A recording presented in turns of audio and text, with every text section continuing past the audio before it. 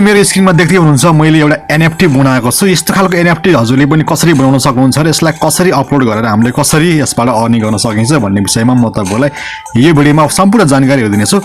तसर्थ यो भिडियोलाई हजुरले स्किप नगरिकन अन्तिमसम्म हेर्नुपर्ने हुन्छ। हामीले यसमा एनएफटी बनाएर अनि एनएफटी हामीले फेरि यसलाई अपलोड गरेर अनि हामीले यसलाई सेल गरेर यहाँबाट अर्निङ दिन सक्छौँ, त्यो पनि सजिलो स्टेपमा। त्यसको लागि हजुरलाई म सम्पूर्ण स्टेपहरू यहाँबाट दिनेछु। तसर्थ यसलाई भिडियोलाई अन्तिमसम्म हेर्नु होला। अहिलेसम्म हाम्रो भिडियोलाई लाइक गर्नुभएको छैन भने एक लाइक चाहिँ अवश्य गर्नु होला। लागु अब मोबाइलको स्क्रिनतर्फ।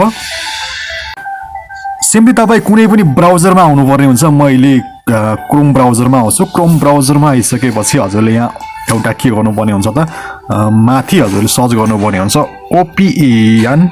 opensea.io भनेर हजुरले यहाँबाट सर्च गर्नुपर्ने हुन्छ। यसमा हजुरले डाइरेक्ट सर्च गर्नुहोस्। सर्च गरिसकेपछि हजुरलाई मैले यो एनएफटी के हो भनेर मैले तपाईँलाई पहिले नै भिडियो बनाइसकेको छु। यसमा मैले एनएफटी क्रिएट कसरी गर्ने र एनएफटीलाई कसरी हामीले सेल गर्न सकिन्छ, कसरी अर्निङ गर्न सकिन्छ भनेर मात्रै तपाईँलाई जानकारी दिन्छु। त्यसको लागि हजुरलाई मैले पहिले नै भनिसकेको छु यो एनएफटी टेक्नोलोजी ब्लकचेन टेक्नोलोजीसँग सम्बन्धित भएकोले तपाईँलाई कुनै एउटा वालेटहरू आवश्यक हुनुपर्छ। सकेसम्म तपाईँसँग मेटामास्क वालेट छ भने त्यो भएर एकदम राम्रो, छैन भने अरू वालेटबाट पनि हामीले कनेक्ट गर्न सकिन्छ। आज मैले तपाईँलाई ट्रस्ट वालेटबाट कनेक्ट गरेर देखाउँदैछु। यति आइसकेपछि हजुरले यस्तो खालको इन्टरफेस देख्नुहुन्छ। त्यसपछि हजुरले सिम्पली के गर्नुपर्ने हुन्छ त क्रिएटमा हजुरले सिम्पली यसमा क्लिक गर्न सक्नुहुन्छ। क्रिएटमा क्लिक गरिसकेपछि हजुरले यहाँ धेरै वालेटहरू देख्न सक्नुहुन्छ।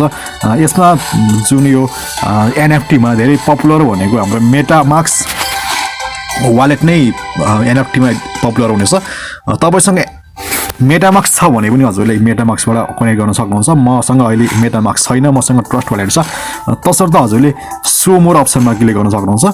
त्यसपछि हजुरले सिम्पली मैले ट्रस्ट वालेटमा गर्दैछु, तपाईँले पनि ट्रस्ट वालेटमा गर्न चाहनुहुन्छ भने यसरी नै फलो गर्न सक्नुहुन्छ, अथवा अरू वालेटमा पनि यसरी नै कनेक्ट गर्न सक्नुहुन्छ।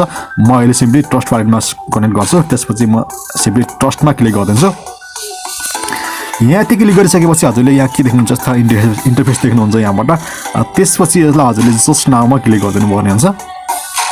जस्ट नाउमा क्लिक गरिसकेपछि हजुरले ट्रस्ट वालेटको यहाँ कोड दिनुपर्ने हुन्छ हजुरले, अथवा फिङ्गरप्रिन्ट यहाँबाट हजुरले दिनुपर्ने हुन्छ।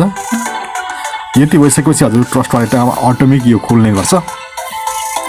एनएफटी जुन यो इथेरियम टेक्नोलोजीसँग सम्बन्धित भएकोले इथेरियमसँग यसमै हामीले सिलेक्ट गर्नुपर्ने हुन्छ। त्यसपछि हामीले यहाँ के गर्न सक्छौँ त स्टे इन द लभ यहाँ हाम्रो देखाइरहेको छ। यसमा हामीले अब के गर्न सक्छौँ फेरि सो मोर गर्न सक्नुहुन्छ यहाँबाट।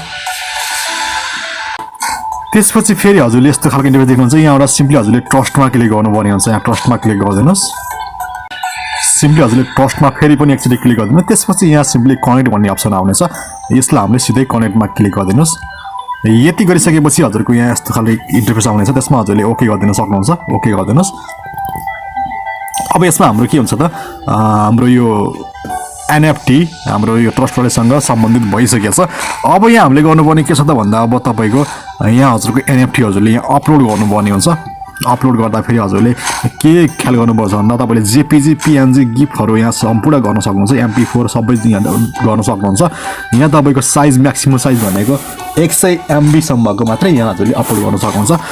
त्यसपछि सिम्पली हजुरले यो फोटो भएको खाली इकोनमा हजुरले यहाँ क्लिक गर्न सक्नुहुन्छ। यसमा क्लिक गरिदिनुहोस्।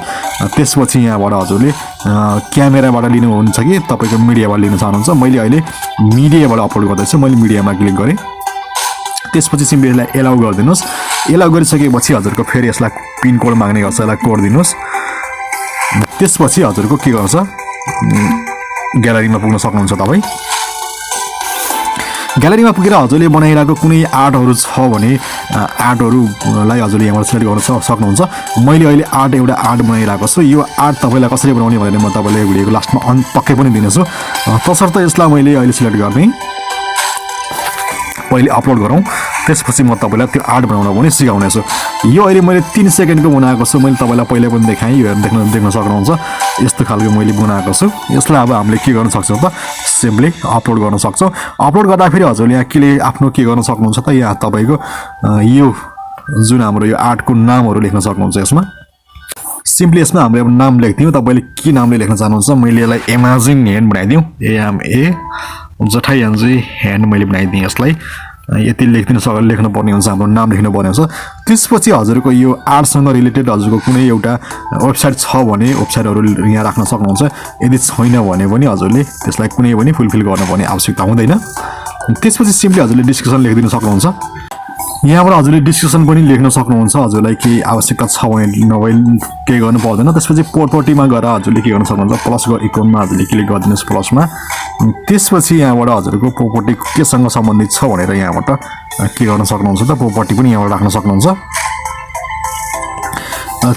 हाम्रो यहाँ के गर्न सक्छ भन्दा हाम्रो यो के छ भने क्यारेक्टरमा हामीले के गर्न सक्छौं त तपाईको कुनै पनि नाम यहाँ राख्दिन सक्नुहुन्छ यहाँ तपाई कुनै पनि एकदम भर्नै पर्छ भन्ने कुनै पनि हुँदैन त्यसपछि हजुरले एक्सपेक्टिङ सेन्सिटिभ कन्टेन्टमा छ नि यसलाई हजुरले अफै गर्दिन छोड्दिनुस् तपाईको यो कसैले बाइ नगरेसम्म यसलाई हेर्न नसक्ने अथवा डाउनलोड गर्न नसक्ने बनाउन चाहनुहुन्छ भने यसलाई अन अफ गरिदिन सक्नुहुन्छ अहिले यसलाई अफै राख्दियौ त्यसपछि हजुरले सिम्पली यसमा के गर्न सक्नुहुन्छ ब्लकचेनमा आएर हजुरले इथेरियम छ यसमा इथेरियम हुँदा फेरि हाम्रो यो तपाईको चार्ज लाग्ने गर्छ इथेरियममा राख्दा फेरि हामीले यसलाई सिम्पली हामीले पोलिगनमा लगायो भने हामीले यसमा फी तिर्नु पर्दैन त्यसपछि सिम्पली हजुरले यहाँ के गर्न सक्नुहुन्छ त पोलिगन बनाउन सक्नुहुन्छ नम्बर अफ यो भइहाल्यो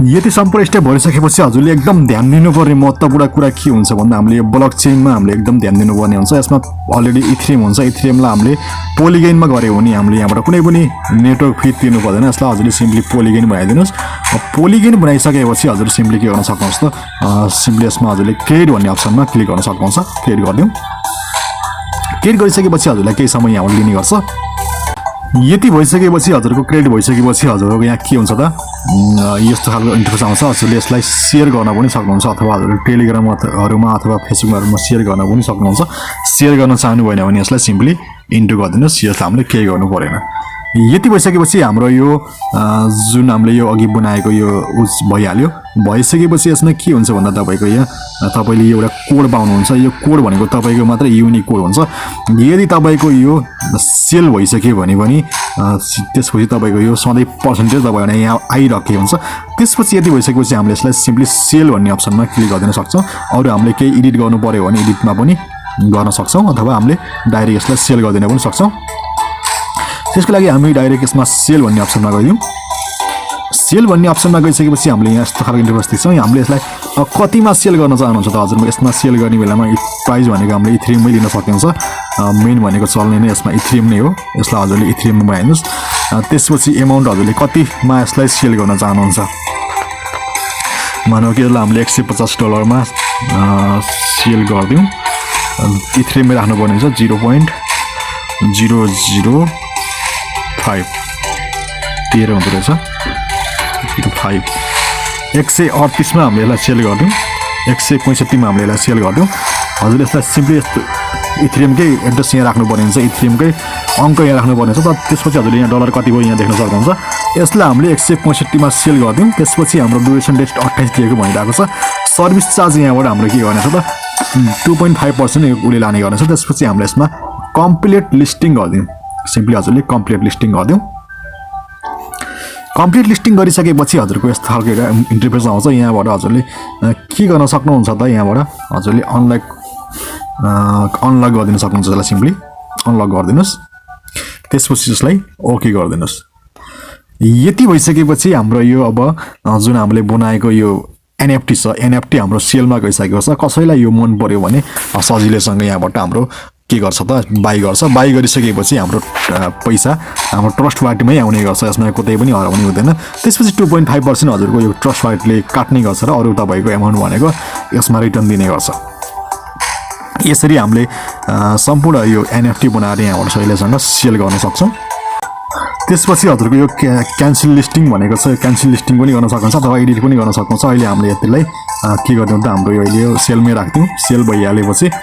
हाम्रो कमिसन फेरि ट्रस्ट वालेटमै आउने गर्छ यसरी सम्पूर्ण साथीहरु तपाईले यसमा सजिलैसँग आफ्नो NFT बनाएर हजुरले यहाँबाट सजिलैसँग सेल गर्न सक्नुहुन्छ र राम्रो आम्दानी पनि गर्न सक्नुहुन्छ तपाईले NFT को बारेमा त पहिले नै बुझिहाल्नु भयो कुनै कुनै NFT हरु धेरै प्राइसमा पनि बिकिरहेको छ यदि तपाईले कसैले यो मन पर्यो भने यो NFT किन्यो भने तपाईको प्राइस NFT ट्रस्ट वालेटमै आउने गर्छ।